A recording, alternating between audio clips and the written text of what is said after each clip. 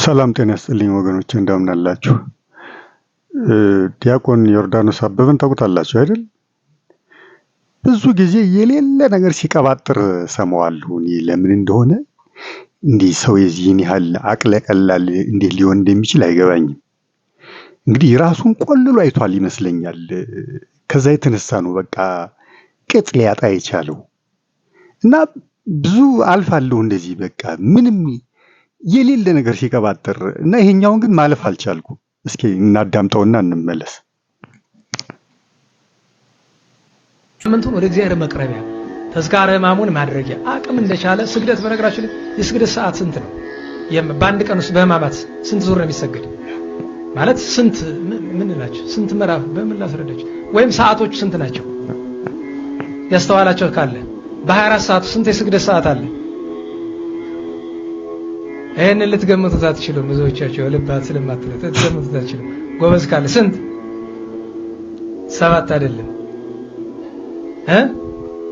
10 የስግደት ሰዓቶች ነው ያሉት።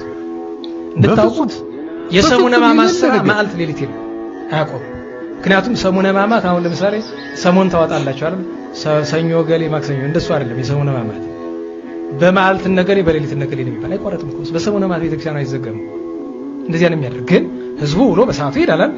ከዚያ የሚመጣበት የስግደት ሰዓቶቹ ስንት ናቸው? ነግ ለሰሙነ ሕማማት ነግ የምትባል 1 ሰዓት ብቻ ነው። 1 ሰዓት ነው።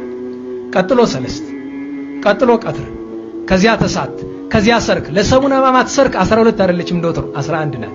ስለዚህ ስግደት የመዓልት የስግደት ሰዓቶች 1 3 6 9 እና 11 ናቸው። የሌሊቱን በሱ ልክ ገልብጡት። ማታ 1 ሰዓት፣ ምሽት 3 ሰዓት፣ መንፈቀ ሌሊት 6፣ ሌሊት 9፣ እንደገና 11 ሰዓት 10 ይሆናል አጠቃላይ። እነዚህ ናቸው።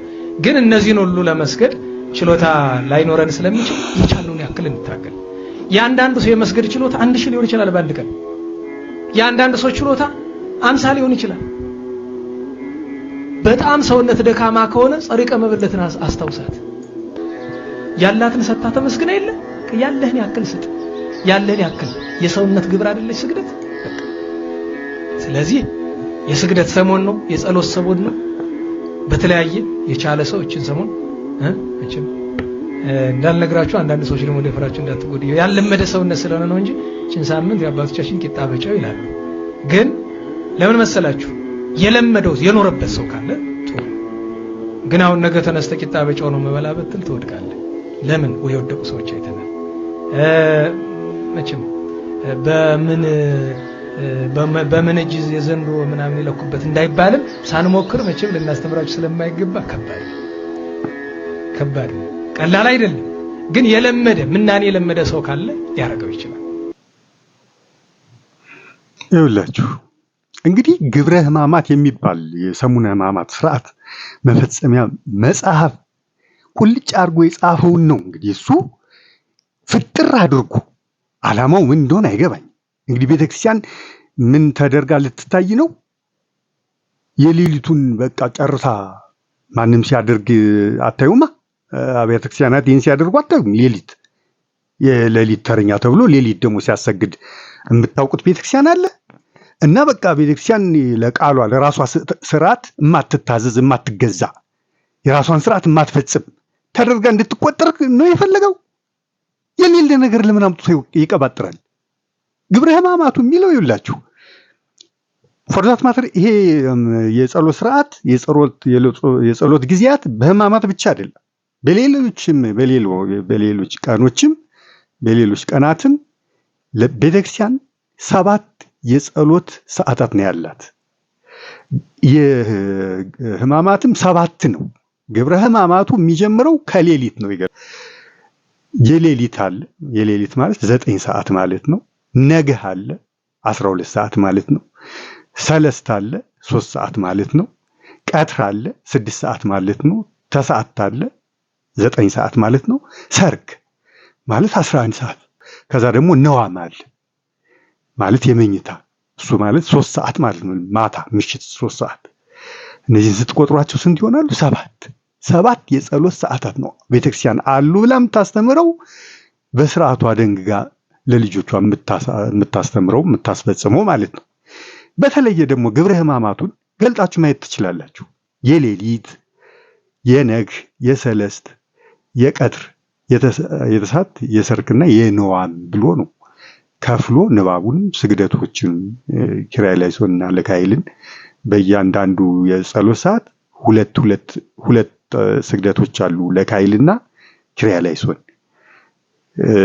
እና ይሄ ነው እንግዲህ ህጉ ቀኖና ቤተክርስቲያን እና ስርዓተ ቀኖናው የግብረ ሕማማቱ ስርዓት ደንግጎ እስከዛሬም ቤተክርስቲያን ስትፈጽም የኖረችው ይሄንን ከየት እንዳመጣው አይታወቅም።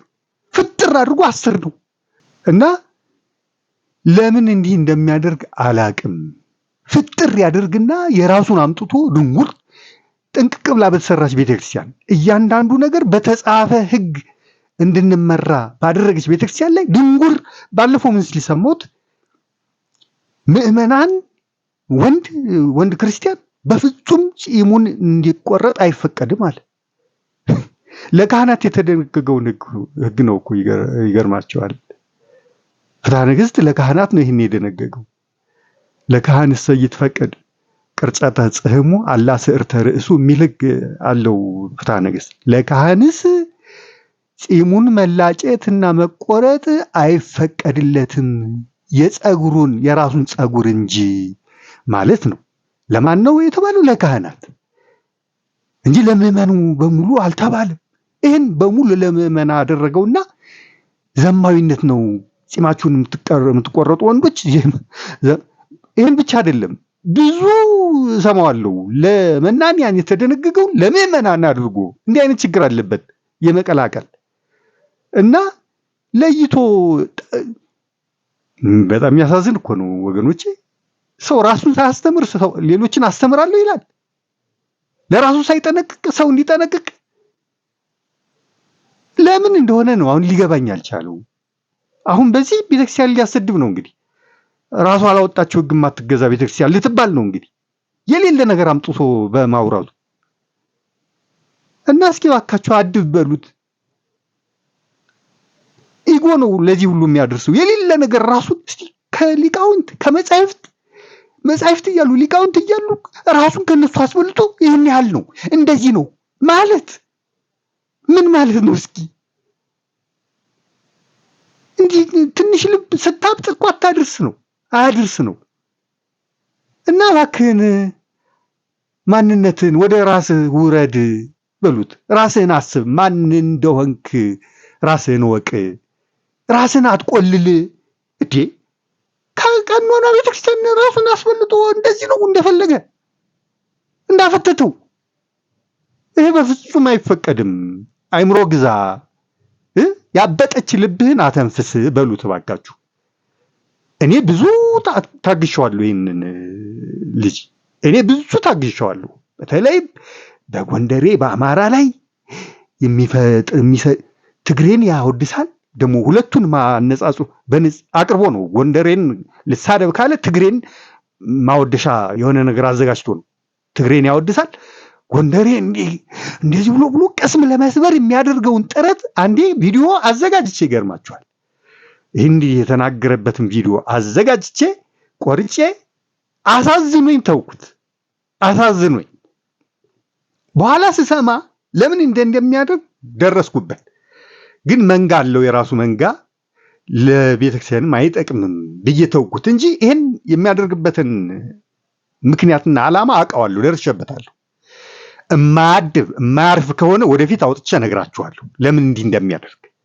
የማያርፍ ከሆነ እንጂ በሚሽን ነው የጎንደሬን ቀስም ስበር ተብሎ ነው ይህን የሚያደርገው። ትግሬን ያወድሳል፣ ይቆልላል። ጎንደሬ ግን ራሱን ጎንደሬ አስመስሎ አቅርቧላ እና እንደዚህ ምንትስ እያለ ቀስም ለመስበር በጣም ከፍተኛ ጥረት ያደርጋል፣ የሸፍጠኛ ጥረት እና አድብ እዘረግፍልሃለሁ አለዛ። ወይ ጉድ! አመሰግናለሁ ወገኖች በሕማማቱ እንዲህ